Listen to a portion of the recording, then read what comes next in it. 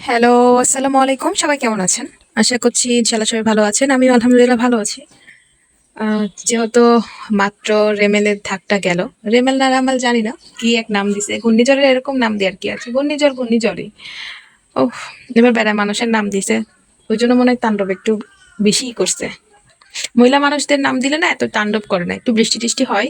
একটু হয়তো ২-৩ দিন বৃষ্টি হয়। বৃষ্টি তো হয় নাই ভালো।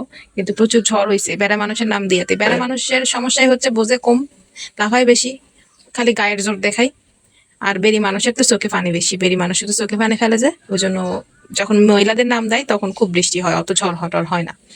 আর বেড়া মানুষের নাম দিয়াতে বৃষ্টি যেমন তেমন, কিন্তু ঝড়ে গায়ের শক্তি দেখায় মানে বিপদে ফেলাই দিছে বুঝছেন?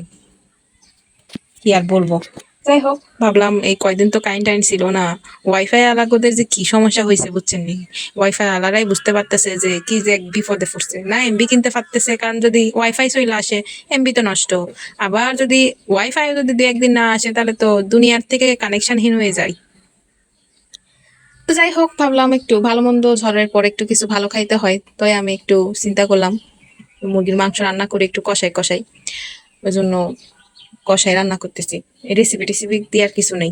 আপনারা তো সবাই জানেন যে কিভাবে কষানোর হইতে রান্না করতে হয়।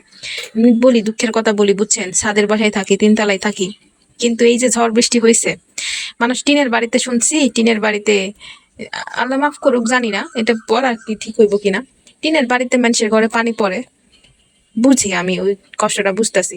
কিন্তু ভাই এই ছাদের বাড়িতে কেমনে ঘরের ভিতর পানি ঢুকে বলেন? এই যে ২-৩ দিন বৃষ্টি যা হবার হয়েছে, ঝড় যা হয়েছে, আমার ঘরের ভিতরে পানি ঢুকছে, তাও বারান্দা, আমার ২ ঘরের পিছনেই বারান্দা আছে, বিশাল বড় বড় বারান্দা। এই বারান্দা ভেদ করে যে ঘরের ভিতরে পানি ঢুকছে, হ্যাঁ, নিজেরে কি যে মনে হইতেছে, মনে হচ্ছে মাথার চুলগুলো সিঁড়ি বয়া বয়া। একটা তো কারেন্ট নাই, অন্ধকার, এর মধ্যে আবার পানি ঢুকতেছে ঘরে, চোখেও দেখি না, মোবাইলে নাই চার্জ, কি যে এক বিপদে পড়ছিলাম রে ভাই ২ দিন।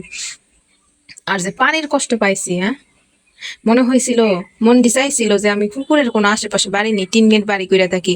পানির কষ্ট মানুষ, মহিলা মানুষ সব সহ্য করতে পারে ভাই, পানির কষ্ট সহ্য করতে পারে না।